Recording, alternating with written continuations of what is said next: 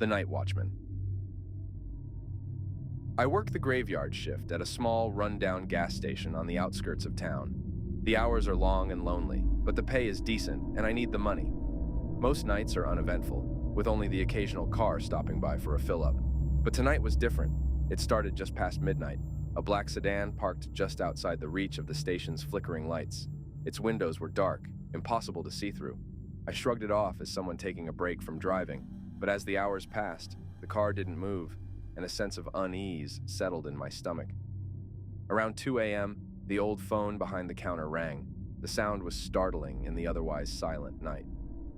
I picked up, but there was no answer, only static and faint whispers. It lasted for a few seconds before cutting off abruptly. I hung up, brushing it off as a prank call or a wrong number. At 3 a.m., I noticed movement outside. A figure stood just beyond the front door, bathed in shadows. He was tall, wearing a long coat and a wide-brimmed hat that obscured his face. My heart pounded as I watched him. He didn't move, didn't come closer. He just stood there, staring. I blinked, and he was gone. Trying to shake off the chill that ran down my spine, I decided to walk around the store, making sure everything was in order. As I approached the back of the store, the lights flickered and went out.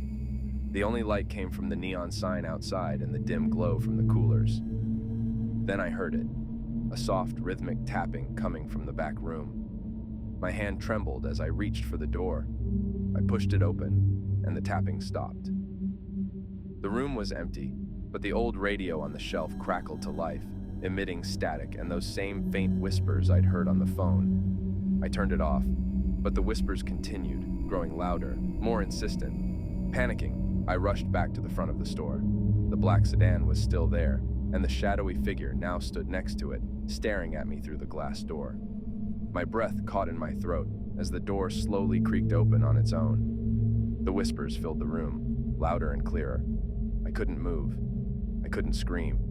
The figure stepped inside, his face still hidden in shadows. He reached out, and everything went black. I woke up at dawn, lying on the cold floor of the gas station. The sedan was gone, the figure nowhere in sight. Everything was back to normal except for the faint whispers that still echoed in my mind.